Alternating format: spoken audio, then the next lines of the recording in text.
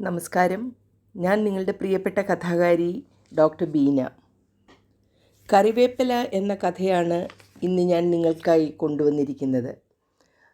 ആവശ്യം കഴിഞ്ഞ് ഭാര്യയും വീട്ടുകാരും തഴഞ്ഞു കളഞ്ഞ ഒരു യുവാവ് ജീവിതത്തിൽ അനുഭവിക്കേണ്ടി വന്ന കഷ്ടപ്പാടുകളും അയാളുടെ അമ്മയുടെ സ്നേഹത്തലോടലും കരുതലും ഈ കഥയിൽ ഉടനീളം നമുക്ക് കാണാം.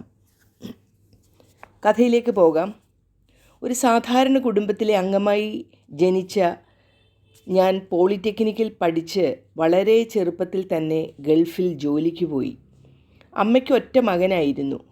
അച്ഛൻ വളരെ ചെറുപ്പത്തിൽ മരിച്ചു പോയതാണ്. അതുകൊണ്ട് വളരെ ചിട്ടയോടെയാണ് അമ്മ എന്നെ വളർത്തിയത്. കിട്ടുന്ന ശമ്പളം ദൂർത്തടിച്ച് കളയാതെ സൂക്ഷിച്ചു വെച്ചുകൊണ്ട് നാട്ടിൽ സാമാന്യം നല്ലൊരു വീട് വെച്ചു. അധികം താമസിയാതെ നാട്ടിൽ നിന്ന് തന്നെ ഒരു വിവാഹവും കഴിച്ചു. ബിസിനസ്സുകാരനായ അച്ഛൻ്റെ ഒറ്റ മകളായിരുന്നു അവൾ. അതുകൊണ്ട് മകൾ എപ്പോഴും കൂടെ വേണമെന്ന ആഗ്രഹം മാതാപിതാക്കൾക്കുണ്ട്. പെട്ടെന്ന് പിരിഞ്ഞിരിക്കാൻ അവർക്ക് പ്രയാസമാണ്. തൽക്കാലം ഗൾഫിൽ മോളെ കൊണ്ടുപോകണ്ട എന്ന് സ്നേഹത്തോടെ അവർ പറഞ്ഞു. ഞാൻ ഗൾഫിൽ നിന്ന് വന്നും പോയും ഇരുന്നു. സമാധാനപരമായി ജീവിതം പോയിക്കൊണ്ടിരുന്നു. അങ്ങനെ കുറേ കാലം ഞാൻ ഗൾഫിലും ഭാര്യ നാട്ടിലുമായി ജീവിതം മുന്നോട്ട് പോയി. കുറച്ചുനാൾ കഴിഞ്ഞപ്പോൾ ബിസിനസ്സുകാരനായ അമ്മായിയച്ഛൻ്റെ ബിസിനസ് തകർച്ചയുടെ വക്കിലെത്തി. അച്ഛനെ സഹായിക്കാൻ മകൾ പറഞ്ഞതനുസരിച്ച് ഞാൻ അദ്ദേഹത്തിന് എന്നാലാകും വിധം കാശ് കൊടുത്ത് സഹായിച്ചു. കൂടുതൽ കാശ് ചോദിക്കാൻ തുടങ്ങിയപ്പോൾ കയ്യിൽ ഇപ്പോൾ അത്രയും കാശില്ല എന്ന് ഞാൻ അവരോട് പറഞ്ഞു. കയ്യിലില്ലെങ്കിൽ ലോൺ എടുത്ത് അച്ഛനെ സഹായിക്കാൻ അവൾ നിർബന്ധിച്ചുകൊണ്ടേയിരുന്നു. അത്രയും വലിയ തുക ലോൺ എടുക്കാൻ ഞാൻ തയ്യാറായില്ല. അത് ബുദ്ധിമുട്ടാണ് എന്ന മറുപടി കേട്ടതു മുതൽ ഭാര്യയും വീട്ടുകാരും എന്നോട് മിണ്ടാതെയായി. ഫോൺ ചെയ്താൽ പോലും ഭാര്യ ഫോൺ എടുക്കാതെയായി. ലീവെടുത്ത് വീട്ടിൽ വന്നപ്പോഴാണ് അറിയുന്നത് ഭാര്യ വീട്ടുകാർ ഡൈവോഴ്സിന് തയ്യാറാകുന്നു. ഭാര്യയെപ്പോലും കാണാൻ അവർ എന്നെ സമ്മതിക്കുന്നില്ല. സമാധാന ചർച്ചകൾക്കൊന്നും അവർ തയ്യാറായില്ല. വാങ്ങിയ കാശിന് കണക്കും ഇല്ല. അതെവിടെ പോയെന്നറിയില്ല. എന്ത് ചെയ്യണമെന്നറിയാതെ ഞാൻ വിഷമിച്ചു.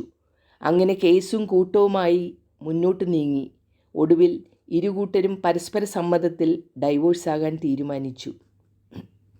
അതോടെ ജീവിതം താറുമാറായി. ആരോടൊക്കെയോ ഉള്ള വാശി പോലെ ഞാൻ മുന്നോട്ട് നീങ്ങി. ജീവിതം വെട്ടിപ്പിടിക്കാൻ വെമ്പൽ കാട്ടിയ ഞാൻ സ്വന്തം താല്പര്യം മുൻനിർത്തി മാത്രമാണ് തീരുമാനങ്ങൾ പിന്നെ എടുത്തിരുന്നത്. ആരെയൊക്കെയോ തോൽപ്പിക്കാനുള്ള വാശി പോലെ. കൊക്കിലൊതുങ്ങാത്ത കാര്യങ്ങളാണ് ഞാൻ പലപ്പോഴും ചിന്തിച്ചിരുന്നത്. ആരോടും അഭിപ്രായം ചോദിക്കാറില്ല. പറഞ്ഞാൽ അത് ഗൗരവത്തിലെടുക്കാറുമില്ല. ജോലി ചെയ്തും ഓവർ ടൈം ചെയ്തും ഒക്കെ കിട്ടുന്ന കാശ് സ്വരുക്കൂട്ടി നാട്ടിൽ തന്നെ മറ്റൊരിടത്തൊരു തുണി വ്യാപാര സ്ഥാപനം തുടങ്ങി. കെട്ടുകണക്കിന് തുണിത്തരങ്ങൾ പലയിടങ്ങളിൽ നിന്നായി വാങ്ങിക്കൂട്ടി.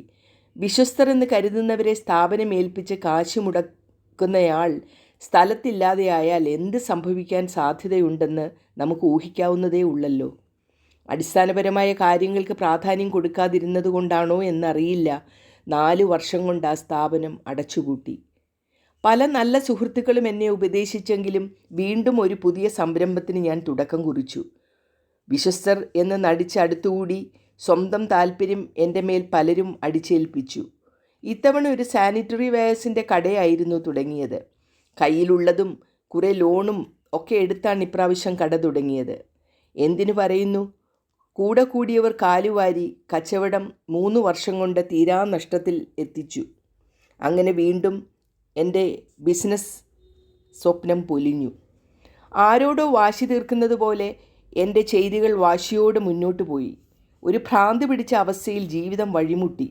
കൂട്ടുകാരും വീട്ടുകാരും ഉപദേശിച്ചിട്ടൊരു കാര്യവും ഉണ്ടായില്ല. ആകെ നിരാശ മാത്രം. മദ്യപാനം കൂടെ തുടങ്ങിയതോടെ ജീവിതം വീണ്ടും താറുമാറായി. ഗൾഫിലെ ജോലി കഷ്ടിച്ചുകൊണ്ട് നടക്കുന്നു എന്ന് മാത്രം. ശമ്പളം കിട്ടുന്ന കാശുകൊണ്ട് എടുത്തിരുന്ന ലോൺ തിരിച്ചടയ്ക്കാൻ മാത്രമേ പറ്റിയിരുന്നുള്ളൂ. അമ്മയുടെ പ്രാർത്ഥന കൊണ്ടാണ് അത്യാഹിതങ്ങളൊന്നും സംഭവിക്കാതെ ഞാൻ ഇതുവരെ എത്തിയതെന്ന് എപ്പോഴും ഞാൻ കൂട്ടുകാരോട് പറയും. അങ്ങനെ പരിതാപകരമായ അവസ്ഥയിൽ കൂടി ഞാൻ ഗൾഫിൽ കഴിയവേ അമ്മയെ സമാധാനിപ്പിക്കാൻ ഒരു ദിവസം അമ്മയുടെ ഇളയ സഹോദരൻ തറവാട്ടിൽ വന്നു. അമ്മ എന്നെക്കുറിച്ച് സങ്കടങ്ങൾ പറഞ്ഞ് കരഞ്ഞുകൊണ്ടിരിക്കുമ്പോൾ അമ്മാവൻ തൻ്റെ മകളുടെ തകർന്ന ജീവിതം അമ്മയോട് പങ്കുവെച്ചു. കള്ളുകുടിച്ച് വിവാഹേതര ബന്ധങ്ങളുമായി തോന്നിയ പോലെ നടക്കുന്ന ഭർത്താവ് ദേഹോപദ്രവവും കൂടി തുടങ്ങിയപ്പോൾ അവൾ വീട്ടിൽ തിരിച്ചു വന്നു. അയാളുമായുള്ള ബന്ധം വേർപെടുത്തിയതിന് ശേഷമാണ് അല്പം മനസമാധാനം അവൾക്കും ഞങ്ങൾക്കും കിട്ടിയത്. നമുക്ക് ആനന്ദിനെ കൊണ്ട് മാലുവിനെ വിവാഹം കഴിപ്പിച്ചാലോ ചേച്ചി? ഞാൻ മാലുവിനോട് ഇതേപ്പറ്റി പറഞ്ഞപ്പോൾ അവൾ എതിർപ്പൊന്നും പറഞ്ഞില്ല. അവർ കുട്ടിക്കാലം മുതലേ തമ്മിൽ കളിച്ച് വളർന്നവരല്ലേ. ഈ ചോദ്യം കേട്ട് അമ്മ അത്ഭുതപ്പെട്ടു. ഈ ചിന്ത തനിക്ക് തോന്നാതിരുന്നത് കഷ്ടമായി പോയി എന്ന് സങ്കടത്തോടെ അനിയനെ കെട്ടിപ്പിടിച്ചുകൊണ്ട് കരഞ്ഞു. എന്നിട്ട് പറഞ്ഞു, രവി, ഇപ്പോൾ തന്നെ ഞാൻ അവനെ വിളിക്കാം. മാലുവിന് സമ്മതമാണെങ്കിൽ പിന്നെ ഒന്നും നമുക്ക് നോക്കണ്ട. അമ്മ 2 ആഴ്ചത്തെ ലീവിന് അത്യാവശ്യമായി നാട്ടിൽ വരാൻ എന്നോട് ഫോൺ ചെയ്ത് പറഞ്ഞു. എന്താ കാര്യം അമ്മേ? ഞാൻ ചോദിച്ചതിന് കാര്യം വന്നിട്ട് പറയാം മോനെ എന്നായിരുന്നു മറുപടി. നാട്ടിൽ വന്നിട്ട് 2 വർഷത്തിൽ കൂടുതലായതുകൊണ്ട് വളരെ അത്യാവശ്യം വല്ലതും ആണെന്ന് വിചാരിച്ച് ഞാൻ പേടിച്ചുപോയി. അമ്മയ്ക്കിനി എന്തെങ്കിലും അസുഖമാണോ? നാട്ടിലെത്തിയപ്പോഴാണ് ഞാൻ വിവരങ്ങൾ അറിഞ്ഞത്. ആദ്യം ഞാൻ അമ്മയോട് ദേഷ്യപ്പെട്ടെങ്കിലും പതിയെ അമ്മയുടെ കണ്ണീരിന് മുമ്പിൽ ഞാൻ സമ്മതം മൂളി.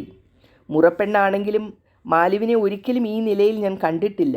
നേരിൽ കണ്ട് മനസ്സ് തുറന്ന് സംസാരിച്ചു കഴിഞ്ഞപ്പോൾ മനസ്സിന് എന്തെന്നില്ലാത്തൊരാശ്വാസം കിട്ടി. മൂടിക്കെട്ടിയ കാർമേഘം പെയ്തൊഴിഞ്ഞപ്പോൾ ഉള്ള ഒരു തണുപ്പ് മനസ്സിൽ അനുഭവപ്പെട്ടു.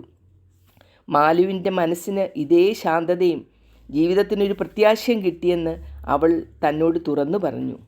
അങ്ങനെ ഒരു നിയോഗം പോലെ മാലു എൻ്റെ സ്വന്തമായി.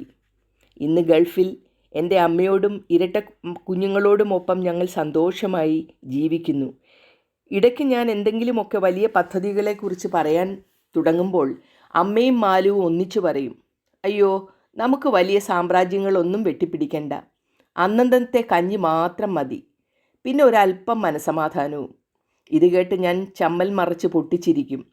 ആ ചിരിയിൽ നിഷ്കളങ്കരായി എൻ്റെ കുഞ്ഞുമക്കളും കൂടും. അതുകണ്ട് അമ്മ ഒരിക്കൽ പറഞ്ഞു, മോനെ, ഇനി ഈ കുഞ്ഞുമക്കളെ ഒരു നിലയിലാക്കുക എന്നത് മാത്രമായിരിക്കണം നിൻ്റെ ജീവിത ലക്ഷ്യം. അതിനിടയിൽ വേണ്ടാത്ത ഒരു എടുത്തുചാട്ടവും കുറുക്കുവഴിയും ഒന്നും നമുക്ക് വേണ്ട. അമ്മയുടെ ഈ ഉപദേശം കേട്ട് ഞാൻ എൻ്റെ പൂർവ്വകാലത്തിലേക്കൊരു നിമിഷം അറിയാതെ തിരിച്ചുപോയി. എങ്ങനെയുണ്ട് എൻ്റെ കഥ? കഥ ഇഷ്ടപ്പെട്ട് കാണുമല്ലോ. ഇഷ്ടമായെങ്കിൽ തീർച്ചയായും ലൈക്കും കമൻറ്റും ഇടാൻ മറക്കരുത്. ആദ്യമായിട്ടാണ് ഈ ചാനൽ കാണുന്നതെങ്കിൽ സബ്സ്ക്രൈബ് ചെയ്ത് ബെല്ലൈക്കണിൽ ഓൾ എന്ന ഓപ്ഷൻ ഇടുമല്ലോ. ഇനി അടുത്ത കഥയുമായി അടുത്ത എപ്പിസോഡിൽ കാണാം. അതുവരെയും നന്ദി, നമസ്കാരം.